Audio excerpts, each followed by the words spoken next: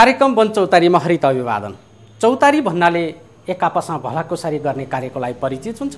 त्यसै गरी हाम्रो कार्यक्रम वन चौतारी पनि वन क्षेत्रमा देखा परेका समसामयिक विषयमा चर्चा परिचर्चा संवाद गर्ने थलोको रूपमा परिचित हुँदैछ। वन चौतारीका हरेक श्रृङ्खला समुदाय तथा वन क्षेत्रप्रति समर्पित हुने गर्दछ। आजको श्रृङ्खलामा पनि समुदाय तथा वन क्षेत्रसँग सम्बन्धित महत्त्वपूर्ण विषय लिएर यहाँहरू सामु आएका छौँ। खास गरी भावी संविधानमा सामुदायिक सम्पत्तिको हक र भर्खरै सरकारले प्रस्तुत गरेको नीति तथा कार्यक्रमसँग सम्बन्धित विशेष सामग्रीहरू यहाँहरू सामु प्रस्तुत गर्ने गइरहेका छौँ। लामो बहस तथा संवादपछि संविधान सभाले संविधानको मस्यौदा पारित गरेको छ। सो मस्यौदाभित्र विगत लामो समयदेखि प्राकृतिक स्रोतसँग सम्बन्धित समुदाय, तिनका प्रतिनिधिमूलक सङ्गठन, प्राकृतिक स्रोत विज्ञहरूले सामुदायिक सम्पत्तिमाथि स्थानीय समुदायको हक हुनुपर्छ भन्ने कुरा आवाज उठाइरहेका थिए। सो कुरालाई यस मस्यौदामा समावेश गरिएको पाइएन। संविधान सभादेखि सडकसम्म भावी संविधानमा सामुदायिक सम्पत्तिको हक आउनुपर्छ भन्ने विषयमा आवाजहरू उठिरहेका छन्। आज जनसमुदायहरू आज प्राकृतिक स्रोतको क्षेत्रमा स्थानीय जनतालाई अगाडि सारिएको छ। प्राकृतिक स्रोतमा जनताको सामुदायिक सम्पत्तिको अधिकार हुनुपर्छ भनेर भनिएको छ। यसमा बार मैले यो रोस्टमबाट उठाएको छु, पटक पटक मैले भनेको छु। आज प्रस्तावना हामीले लेखेका छौँ समाजवादी बाटो हिँड्छौँ भनेर, राजनीतिक दलका घोषणापत्र लेखेका छौँ समाजवादी बाटो हिँड्छौँ भनेर। यदि हामी समाजवादी बाटो हिँड्छौँ भने स्थानीय समुदायलाई जो स्थानीय निकायमा कष्टमा बसेको छ, ती जनतालाई प्राकृतिक स्रोतको रक्षा गर्छ, त्यसको व्यवस्थापन गरेर उपयोग गरेको छ, त्यो स्रोतमाथि जनतालाई किन हामीले सामुदायिक सम्पत्तिको अधिकार दिँदैनौँ? त्यसैले म आग्रह गर्न चाहन्छु, अनुरोध गर्न चाहन्छु, सम्पत्ति सम्बन्धी हकको कमा व्यक्तिगत सम्पत्तिको कुरा छैन, खमा त्यसलाई चाहिँ सामुदायिक सम्पत्ति हक, प्राकृतिक स्रोतमा सामुदायिक सम्पत्तिको हक प्रदान गरिन्छ भनेर लेख्छु म माग गर्न चाहन्छु। त्यसै गरी म आग्रह गर्न चाहन्छु, अनुरोध गर्न चाहन्छु, अहिले जुन ढङ्गले प्राकृतिक स्रोतको क्षेत्रमा प्राकृतिक स्रोत आयोगको कुरा गरिएको छ, प्राकृतिक स्रोत आयोग किन भनेर यसमा सैद्धान्तिक ढङ्गले प्राकृतिक स्रोतको आयोगमा पनि दुईटासम्म गाम्ने काम गरेको छ। वित्तीय आयोगले समय राखेको छ। वित्तीय आयोग प्राकृतिक स्रोतको आयोगको प्रत्येक दफामा तपाईँले पढ्नुहुन्छ भने कदेखि 6 सम्म 7वटा वित्तीय व्यवस्थापनको कुरा गरिएको छ। प्राकृतिक स्रोत आयोग भनेको केवल प्राकृतिक स्रोतको विवादको छेउछाउ मात्र गर्ने होइन, प्राकृतिक जल, जमिन, जङ्गल, जैव विविधता, त्यसपछि अरू धेरै हिमाल पहाडहरूलाई यी चिजहरूको व्यवस्थापन गर्नुपर्ने, जनताले हुर्काएको प्राकृतिक स्रोतको व्यवस्था उनीहरूले छेउपान गर्नुपर्ने, हाम्रा संरक्षित क्षेत्रहरूको व्यवस्थापन गर्नुपर्ने, प्राकृतिक स्रोत आयोग मार्फतै एउटा जीविकाको सुदृढीकरण गर्नुपर्ने आजको आवश्यकता हो। आज मुलुकको स्रोत र विकासको स्रोत भने प्राकृतिक स्रोत हो। ती स्रोतमा को आयोगमाथि जुन नगरले छुट्याइराखेको छ, म माग गर्न चाहन्छु प्राकृतिक स्रोत आयोग छुट्याउनुपर्छ, वित्तीय स्रोत आयोग छुट्याउनुपर्छ। यदि त्यस्तो होइन भने त्यसको अधिकार यसबाट परिभाषा गर्नुपर्छ। म फेरि मसौदा समितिको साथीहरूलाई यो फर्केर जान्छ, प्राकृतिक स्रोत छुट्टै गरेर भोलि प्रदेशको बिचमा र संघ प्रदेशको भित्र स्थानीय निकायको भित्र जुन प्राकृतिक स्रोतको विवाद हुनेछ, अहिलेको लडाइँ पानीको लडाइँ बोली हुनेछ, हामीले भारतको उदाहरण देखेका छौँ। त्यसबारेमा ईश्वरसँग प्राकृतिक स्रोतको अधिकारलाई सम्बोधित गर्न अगाडि राखिएन भने भोलि लडाइँ यही मुलुकमा पनि स्रोतको भित्र लडाइँ हुनेछ। त्यसलाई हामीले ध्यान दिनुपर्छ। म फेरि जोड दिएर भन्न चाहन्छु, जहिलेसम्म हामीले स्थानीय समुदायलाई आज मुलुकको अर्थतन्त्रमा स्थानीय समुदायको र सामुदायिक अधिकारको 5% विश्व अर्थतन्त्रमा समुदायको कन्ट्रिब्युसन अगाडि सारेको छ। गुठी, मठ, मन्दिर धेरै चिजहरू जनताले व्यवस्थापन गरेका चिजहरू, सामुदायिक स्कुल, सामुदायिक हस्पिटलहरू पनि सामुदायिक अर्थतन्त्रबाट आएका छन्। हामी समाजवादको कुरा गरिएको बेलामा हामी सामुदायिक सम्पत्तिको अधिकार दिएर त्यसलाई जनतालाई किन हामीले आर्थिक रूपमा चाहँदैनौँ? भावी संविधानमा सामुदायिक सम्पत्तिमाथि समुदायको हकका विषयमा प्राकृतिक स्रोत जनसंसदले राजधानीमा एक छलफल कार्यक्रम आयोजना गरिएको थियो। सो कार्यक्रमसँग सम्बन्धित विशेष सामग्री अबको प्रस्तुतिमा।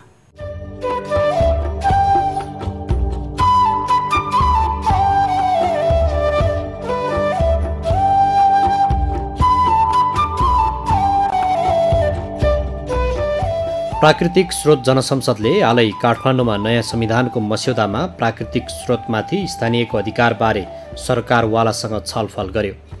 नयाँ संविधानमा प्राकृतिक स्रोतमाथि स्थानीयको अधिकार प्रश्न 1 उत्तर अनेक विषय कार्यक्रममा संविधान सभाका सभासदहरू, विभिन्न सङ्घ महासङ्घका प्रतिनिधि लगायत सरकारवालाहरू सहभागी भए।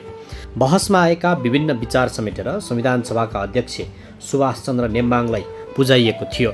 सभासद आनन्द प्रसाद पोखरेलले स्रोतमाथि जनताको अधिकार स्थापित हुनुपर्ने बताउनुभयो। स्थानीय समुदायलाई राजनीतिक सामाजिक मात्र होइन आर्थिक र सामुदायिक सम्पत्तिको अधिकार दिनुपर्ने उहाँले स्पष्ट पार्नुभयो। प्राकृतिक स्रोतमा जनताको पूर्ण रूपमा सार्वजनिकता कायम गरिनुपर्छ। एउटा विकासको पहिलो आधार जुन युएन चार्टरमा नै उल्लेख गरिएको छ त्यो कुरा हो। दोस्रो सेल्फ डिटर्मिनेसन। विकासमा हामीले आफूले छिरोफानो निरूपण गर्न पर्ने अर्थपूर्ण सहभागिता, व्यक्तिको र समूहहरूको र उपभोक्ताहरूको अर्थपूर्ण त्यहाँ सहभागिता हुनुपर्छ। अर्थपूर्ण सहभागिता मात्र होइन, त्यहाँ उहाँहरूको पपुलर पार्टिसिपेसन इन डेभलपमेन्ट एकदम लोकप्रिय र आम मासले त्यसमा सहभागिता जनाएको हुनुपर्छ। इक्वालिटी अफ द अपर्च्युनिटी, अवसरको समान, जनताले समान अवसर प्राप्त गर्नुपर्छ। The creation of the favourable condition of the enjoyment other civil political economic and cultural right, यी चिजहरूको विकास हो। विकास ओभरअल आर्थिक सामाजिक राजनीतिकको अवसरमा समान सहभागिता, उत्पादनको साधनमा समान सहभागिता हो। समुदायले व्यवस्थापन गरेका सामुदायिक प्रहरी गुठी सङ्घ संस्थामा उनीहरूको स्वायत्त अधिकार हुनुपर्ने सभासदहरूको धारणा छ। कार्यक्रममा वन सुशासन विज्ञ डाक्टर भरत पोखरेलले नयाँ संविधानको मस्यौदामा प्राकृतिक स्रोतमा भएका व्यवस्थाबारे कार्यपत्र प्रस्तुत गर्नुभयो। त्यस क्रममा उहाँले स्थानीय समुदायलाई अधिकार नदिए संविधान अपूर्ण हुने बताउनुभयो। जसरी राजनीतिक पार्टीहरूलाई समर्थन गर्न धारा 31 मा एउटा धारा नै बनाइयो, त्यस्तै स्थानीय सामुदायिक सङ्गठनलाई प्रवर्तन गर्नु कुरा चाहिँ राज्यको दायित्व हुनेछ भन्ने हाम्रो अर्थमा थियो। र यसैमा अर्को हाम्रो के थियो भने यहीसित जोडिएको, जब त्यो दायित्व भइसकेपछि प्राकृतिक स्रोतको शासन र प्रशासन एउटा गभर्निङ सिस्टम, एउटा त्यसको एडमिनिस्ट्रेटिभ म्यानेजमेन्ट सिस्टम, शासन र प्रशासन सरकारी र निजीको कुरा आयो। शासन र प्रशासन सरकारी र निजीबाट हुन्छ भन्ने कुरा आयो, तर यो कोअपरेटिभ सेक्टर र सामुदायिक सेक्टर चाहिँ आएन। त्यसले गर्दा हाम्रो माग के थियो भने प्राकृतिक स्रोतको शासन र प्रशासन सरकारी, सामुदायिक र निजी क्षेत्र सबैको स्वामित्व र भूमिका हुने गरी नीति निर्माण तथा कानुनको तर्जुमा गर्नु पनि राज्यको दायित्व हुनेछ। त्यस्तै वातावरण कानुनविद दिलराज खनालले पनि संविधानको मस्यौदामा प्राकृतिक स्रोतमाथि भएका व्यवस्थामा पहिले र अहिले भएका फरकबारे कार्यपत्र प्रस्तुत गर्नुभयो।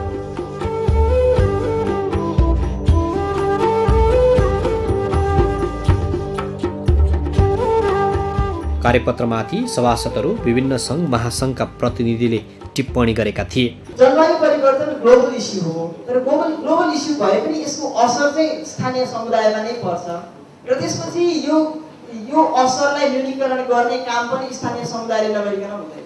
जब अधिकार दिँदैन भने त्यहाँ कसरी काम हुन्छ र? त्यो हिसाबमा पनि हामीले चाहिँ अलिकति जलवायु परिवर्तनलाई एड्रेस गर्ने हिसाबले हेर्ने हो भने पनि यो कुरा, यो समुदायको चाहिँ अधिकारको कुरा ल्याउन एकदमै धेरै जरुरी देख्छु मैले।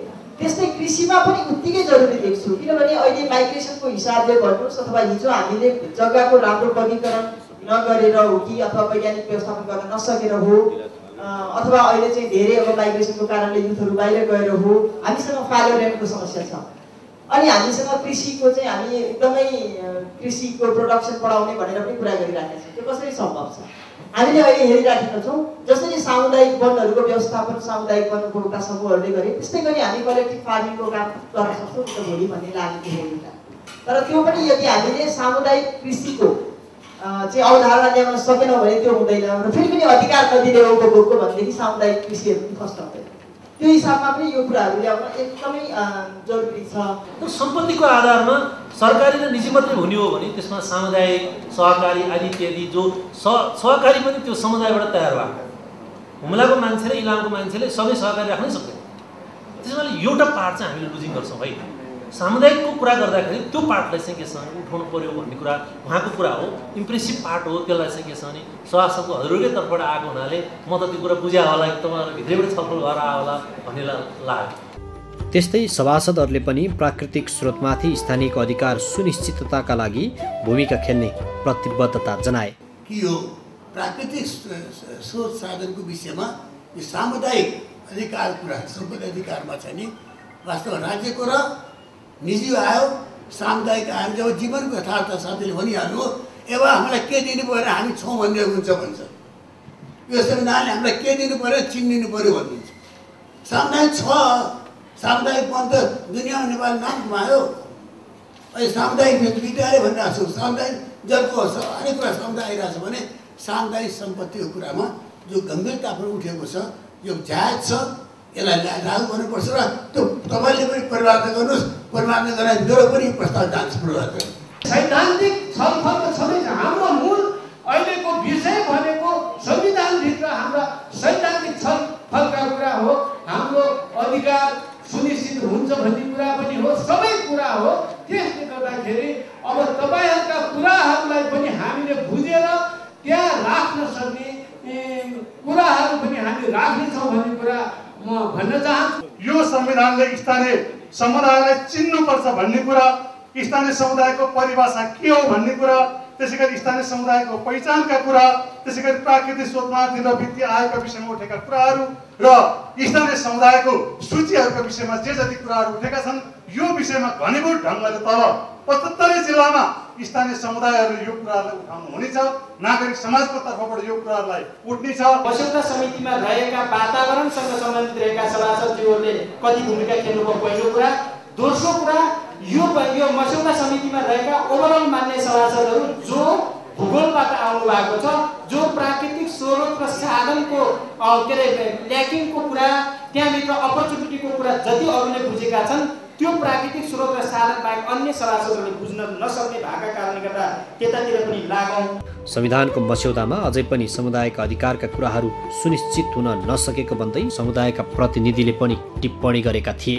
प्राकृतिक स्रोत र त्यसमा चाहिँ संरक्षण स्थानीय समुदायको संरक्षणसँग सम्बन्धित रहँदाखेरि जति त्यहाँ महिलाहरूको भूमिका रहन्छ त्यो कुराहरू चाहिँ त्यो महिलाहरूको भूमिकासँग सम्बन्धित हुँदाखेरि कहीँ पनि त्यो कुराहरू उठानु भएको चाहिँ म चाहिँ पाउँदिनँ। त्यो कुराहरू कसरी छुटेको त्यो कुरा हुनुपर्छ भन्ने चाहिँ मलाई लाग्छ। सामुदायिक सम्पत्तिमाथि विश्वका विभिन्न देशका संविधानले अधिकार दिएका छन्। कस्तो छ त विश्व समुदायको अभ्यास अनि हाम्रो मुलुकमा सामुदायिक सम्पत्तिमाथि स्थानीयको अधिकार आवश्यक किन पर्यो त? लाटिन अमेरिकामा केही नयाँ संविधानहरू बने, दक्षिण अफ्रिकाकै संविधान भनौँ, अहिले नयाँ बनेका संविधानहरूमा प्राकृतिक स्रोत सम्बन्धीमा अझ स्पष्ट व्यवस्थापनको कुरा छ कि सम्बन्धी कुराहरू बढी स्पष्ट छन्। र नेपालमा खास गरेर जलवायु परिवर्तन र त्यसले ल्याउने अनुकूलनको समस्याले गर्दा जलवायु यो प्राकृतिक स्रोतमाथिको जुन समुदायको भूमिका हो त्यो भूमिकाको चिनारी र पहिचान राम्रोसँग संविधानमा झल्किनुपर्छ। जति झल्क्यो त्यति नै त्योसँग सम्बन्धित समस्याहरूसँग जुझ्न सहिलो हुन्छ, राज्यलाई पनि सहिलो हुन्छ, समुदायलाई पनि सहिलो हुन्छ भन्ने कुरा हो। यो राज्यका निर्देशक सिद्धान्त भन्ने भागमा करिब 8-9वटा बुँदाहरू प्राकृतिक स्रोतमाथि परेका छन्, ती नराम्रो छैनन्। तर के भने प्राकृतिक स्रोतमाथि समुदायको हक अधिकार छ नि त्यो बारेमा स्पष्ट त छैन कि त्यो वास्तवमा प्रस्तावना पनि उल्लेख हुनुपर्थ्यो र त्यसपछि सम्पत्ति सम्बन्धी हकमा पनि अलिकति उल्लेख हुनुपर्थ्यो, मौलिक अधिकार सम्बन्धी हकमा पनि उल्लेख हुनुपर्थ्यो। र हाम्रो मूलत विचार के भने जब समुदायले नै हाम्रो प्राकृतिक स्रोतको व्यवस्थापन गर्छन्, त्यसको दिगोपनलाई सुनिश्चित गर्छन्, त्यसको सदुपयोग गर्छन्, त्यति भनेपछि समुदायलाई नै त्यसको हक पनि हुनुपर्छ, दायित्व पनि हुनुपर्छ। त्यस हिसाबले केन्द्रको, प्रदेशको र स्थानीय निकायको सूची भए जस्तै समुदायको पनि सूची हुनुपर्छ। नयाँ संविधानले सामुदायिक सम्पत्तिमाथि के कस्तो व्यवस्था गरेको छ? अन्य देश र हाम्रो अभ्यासमा अहिले भएको व्यवस्था कस्तो छ त? अब जहाँ चाहिँ अलिकति राज्य बलियो छ, जहाँ चाहिँ प्राइभेट सेक्टर व्यक्ति बलियो छ, जहाँ चाहिँ व्यक्तिले चाहिँ धेरै चाहिँ कन्ट्रिब्युट गर्छ राज्यलाई ट्याक्सको रूपमा होस् अथवा अरू किसिमले होस्, त्यहाँ चाहिँ समुदायको स्थानीय समुदायको भूमिका केही कम देखिन्छ। तर हाम्रो जस्तो मुलुकमा जहाँ राज्य पनि कमजोर छ, भर्खर बन्ने क्रममा छ राज्य, र व्यक्तिले पनि त्यति सक्षम भएर चाहिँ व्यक्तिले राज्यलाई सघाउने अवस्थामा प्रजातन्त्र लोकतन्त्र बलियो नभएको अवस्थामा चाहिँ सबभन्दा बलियो बनाउनु पर्ने यो खास गरी ट्रान्जिसन पिरियडमा हामीले स्थानीय समुदाय नै हो। किनभने स्थानीय समुदाय चाहिँ परापूर्वकालदेखि समाजमा स्थापित इन्फर्मल सेक्टर हो कि, त्यसले गर्दा संविधानले त्यसलाई चाहिँ मान्यता दिनुपर्छ र मात्रै अब विश्व समुदायको पनि त्यही अनुभव छ। र नेपालको त झन् के छ भने अब यो सबै चलेकै स्थानीय समुदाय नेबरहुड भन्छ हैन, त्यसबाट चलेको। प्राकृतिक स्रोतमा स्थानीय समुदायको अधिकार संवैधानिक व्यवस्थापन गरेको खण्डमा स्रोतको दिगो व्यवस्थापन र समुदायको समृद्धि हुन सक्छ। सामुदायिक सम्पत्तिमा स्थानीय समुदायको हक सम्बन्धी व्यवस्था कुनै नौलो भने होइन, तर संवैधानिक रूपमा यसबारेको व्यवस्था हुन नसकेको मात्रै हो। सामुदायिक सम्पत्तिमाथि स्थानीयको हकका लागि सबै क्षेत्रबाट पहल पो गर्ने हो कि? सरकारले आगामी वर्षको लागि आफ्ना नीति तथा कार्यक्रमहरू सार्वजनिक गरेको छ। सो नीति तथा कार्यक्रममा वन क्षेत्रसँग सम्बन्धित के विषयहरू समावेश भए, के विषयहरू समावेश भएनन्? सरकारले हालै नीति तथा कार्यक्रम सदनमा पेश गरेको छ। सरकारको तर्फबाट राष्ट्रपति डाक्टर रामवरण यादवले नीति तथा कार्यक्रम सदनमा पेश गर्नुभएको हो। सरकारको नीति तथा कार्यक्रममा वन नीति 2071ले निर्दिष्ट गरे बमोजिमका स्थानीय र राष्ट्रिय कार्यक्रम सञ्चालन गर्ने, सङ्कटापन्न वन्यजन्तु वनस्पतिको अन्तर्राष्ट्रिय व्यापार नियन्त्रण तर्जुमा गरिने, वनको वैज्ञानिक व्यवस्थापन गरिने उल्लेख छ। त्यस्तै सामुदायिक साझेदारी, कबुलियती, राष्ट्रिय, धार्मिक लगायतका वनको व्यवस्थापन र विकास गर्ने उल्लेख छ। त्यस्तै राष्ट्रपति चुरे तराई मधेस संरक्षण विकास कार्यक्रमलाई थप प्रभावकारी बनाई चुरे क्षेत्रको गुरुयोजना बनाई कार्यान्वयन गर्न छुट्टै गुरुयोजना बनाइने उल्लेख छ। वन नीति 2071ले निर्दिष्ट गरे बमोजिमका स्थानीय र राष्ट्रिय समृद्धिमा योगदान पुर्याउने कार्यक्रमहरू सञ्चालन गर्नेछ।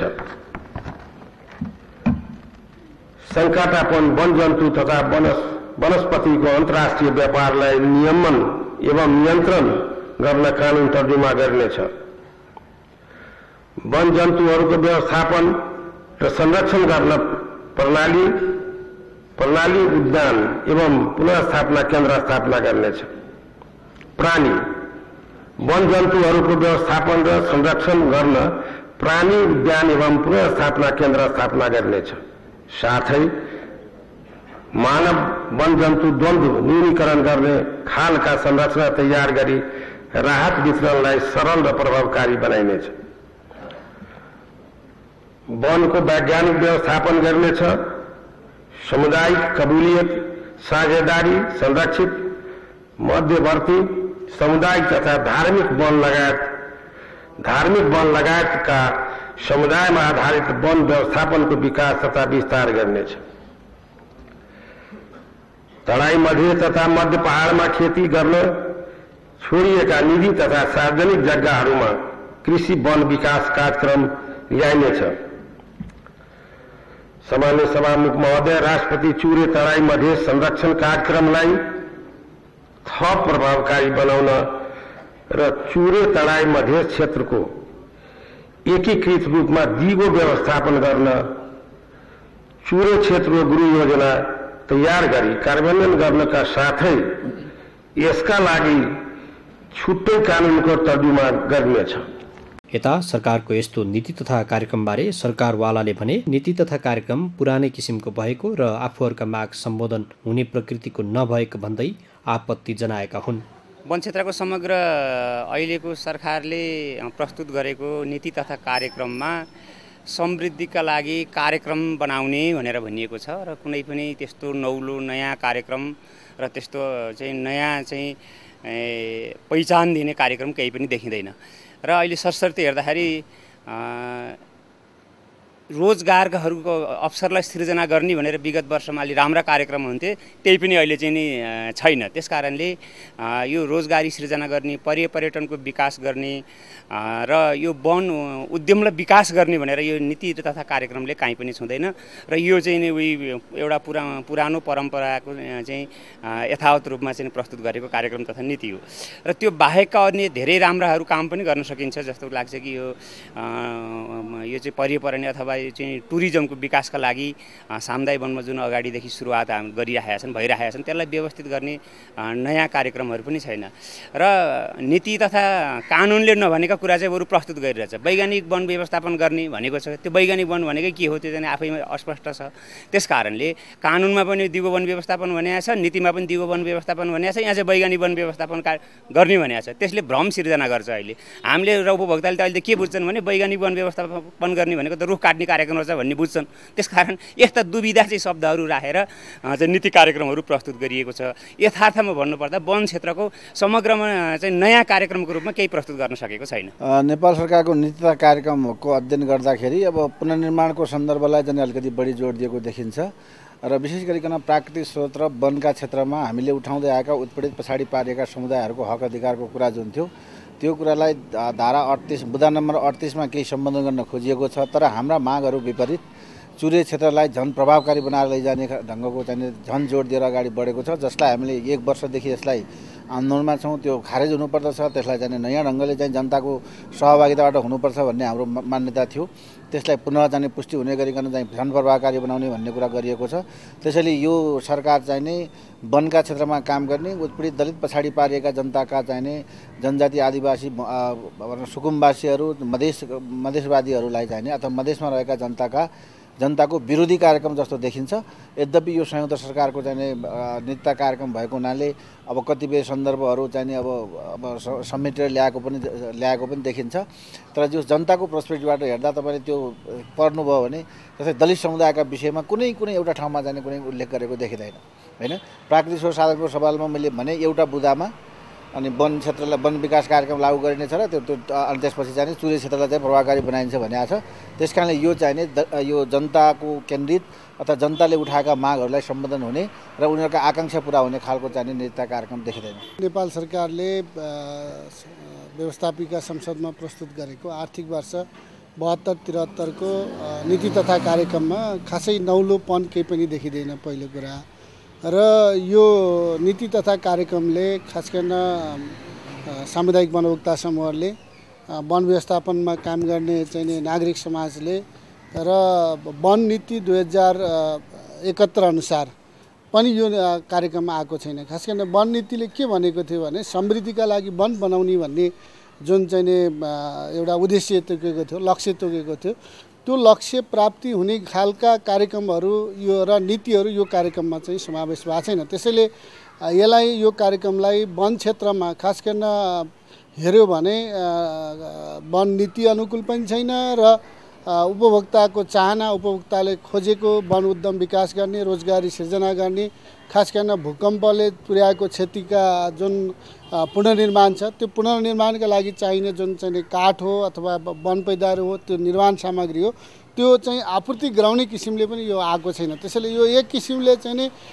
यो दस्तावेजलाई एक चाहिँ मृत दस्तावेज भने पनि हुन्छ। यो नीति तथा कार्यक्रममा का हिसाबले नेपाली जनतालाई, सामुदायिक वनको उपभोक्तालाई कुनै आशा पनि यो कार्यक्रमले दिएको छैन। सरकारवाला मात्र होइन, प्राकृतिक स्रोतमा क्रियाशील सत्तारूढ दलकै सभासदले पनि नीति तथा कार्यक्रम पुरानै कार्यक्रमको निरन्तरता भन्दै विरोध गरेका छन्। सरकारले अब वन व्यवस्थापनको निमित्त नीति र कार्यक्रममा चाहिँ कार्यक्रम ल्याएको छ, वैज्ञानिक ढङ्गले चाहिँ व्यवस्थापन गर्ने भन्ने कुरा लेखेको छ। त्यसपछि अब यो सामुदायिक कबलिती वन, निजी वनको व्यवस्थापन पनि गर्ने र चुरे क्षेत्रको व्यवस्थापनको निमित्त छुट्टै ऐन बनाउने भनेर चाहिँ नीति र कार्यक्रममा आएको छ। तर सरकारले जुन कार्यक्रम ल्याएको छ यो चाहिँ जुनसुकै ढङ्गबाट ल्याए पनि जनताको व्यापक सहभागिता बेगर चाहिँ के अरे यो वन व्यवस्थापन हुन सक्दैन। र अहिले चुरे क्षेत्रको जुन चुरे राष्ट्रपति चुरे तराई मधेस संरक्षण के अरे कार्यक्रम भनेर ल्याइरहेको अवस्था छ। यसको अहिले एउटा नकारात्मक कुरा पनि आइरहेको अवस्था छ। अहिले चाहिँ जस्तो विकास निर्माणको निमित्त चाहिँ के अरे यो ढुङ्गा गिटी बालुवा जुन के अरे निकासीमा पूर्ण रोक लगाएको छ, मान्छेले घर बनाउन पाइरहेको अवस्था छैन। र यो चुरे राष्ट्रपति चुरे क्षेत्र चाहिँ को संरक्षण गर्ने, अब चुरे के अरे संरक्षण गर्ने नाममा चाहिँ अब मधेस जोड्यो, तराई जोड्यो, जेसुकै जोडे तापनि यो चाहिँ खास गरिकन जनताको पूर्ण सहभागिता बेगर चाहिँ के अरे कार्यक्रम सफल हुन सक्दैन। त्यसकारण हाम्रो धारणा के भन्दाखेरि जनताको व्यापक सहभागिता गरेर चाहिँ जनतालाई चाहिँ के अरे स्वामित्व ग्रहण गर्ने गरी चाहिँ के अरे कार्यक्रम ल्याऊ, त्यसपछि मात्रै दिगो वन व्यवस्थामा हुनसक्छ भन्ने हाम्रो धारणा हो। अहिले पेश गरेको नीति कार्यक्रममा, सरकारले पेश गरेको नीति कार्यक्रममा वन क्षेत्रसँग जोडेर चाहिँ पुरानै कुरा, पहिलाकै कुरा लिएर आएको छ। त्यसमा होइन विगतमा चाहिँ योभन्दा 1 आर्थिक वर्ष जुन कुरा पेश गरेको थियो त्यही कुरालाई रिभ्यू गरिरहेका छन्। र त्यसमा एउटा दिगो वन व्यवस्थापन भन्ने ठाउँ उनीहरूले वैज्ञानिक वन व्यवस्थापनको लागि एउटा के थपेछन् भने तपाईँको चाहिँ अब कृषि वनको नीति अवधारणा बनाएर अगाडि बढ्ने भनेर भनेको छ। त्यो चाहिँ कुरा के भन्दा समुदायमा अलि आधारित खालको आएको छ। अहिले यो वैज्ञानिक वन व्यवस्थापन चाहिँ एउटा व्यवसायमुखी ढङ्गले, गरिबीमुखी ढङ्गले समुदायमा आधारित कार्यक्रमहरूलाई त्यसले त्यति एक्सेप्ट गरेका छैनन्। त्यो व्यवसायमुखी चाहिँ भनौँ अब त्यो सरकारको निम्ति एउटा चाहिँ प्रोजेक्ट सञ्चालनको लागि पनि देखिरहेको थियो भने कृषि वन भनेर लिएर आयो। अब कृषि वन भनेपछि वास्तविकता रूपमा कृषि वनको अवधारणा आइसकेपछि अब वन बैंक त्यो कृषि वनसँग जोडेर वन बैङ्कको चाहिँ नीति लागू गरेर सम्बन्धित संरक्षण गर्न बसेका सामुदायिक वन भनेको छ, त्यहाँ कबलियती भनेको छ, धार्मिक भनेको छ, मध्यवर्ती वन भनेको छ, त्यो वनसँग संरक्षण गर्ने जुन संरक्षण गर्न बसेका उपभोक्ताहरू छन् त्यसलाई जीवन निर्वाहको निम्ति जीवन निर्वाहसँगै उसको चाहिँ आय आर्जनमा वृद्धि गर्नको लागि चाहिँ अब जीविका उपार्जनको लागि चाहिँ अब कृषि वन अन्तर्गत वन बैङ्क खोलेर त्यसलाई रिमिटेन्सहरू भित्राएर त्यसलाई आर्थिक रूपान्तरणको लागि दिशातिर अगाडि बढ्यो भने त्यो राम्रो हुनसक्छ। नत्र फेरि तपाईँको चाहिँ के हुन्छ भने नीति लिएर आयो कार्यान्वयन हुन सकेन भने अब त्यो चाहिँ कार्यक्रम हेर्दा राम्रै खालको देखिन्छ, तर कार्यान्वयनको पाटोमा देखा परेको चुनौतीहरूलाई अब हामीले सरकारले सुझाव दिनुपर्छ। सरकारवाला वन निकायहरूले सुझाव दिनु पर्यो कृषि वनमा आधारित कार्यक्रमको लागि। चुरे क्षेत्रको दिगो व्यवस्थापनका लागि कानुन तर्जुमा गर्ने क्रममा प्राकृतिक स्रोतका मुद्दामा क्रियाशील सङ्घ संस्थाका माग र चुरे क्षेत्रका जनताको आवाज सम्बोधन हुन जरुरी छ। आजको वन चौतारीको श्रृङ्खलामा भावी संविधानमा सामुदायिक सम्पत्तिको हक र सरकारको नीति तथा कार्यक्रममा वन क्षेत्रसँग सम्बन्धित विषयसँग सम्बन्धित सामग्री प्रस्तुत गर्यौँ। आजको कार्यक्रम यहाँहरूलाई कस्तो लाग्यो? अर्को कार्यक्रममा यस्तै वनसँग सम्बन्धित समसामयिक विषयमा आधारित कार्यक्रम लिएर आउनेछौँ। त्यतिन्जेलसम्मको लागि वन चौतारीको सम्पूर्ण टिम लगायत म भोला खतिवडालाई पनि बिदा दिनुहोस्। हरित अभिवादन।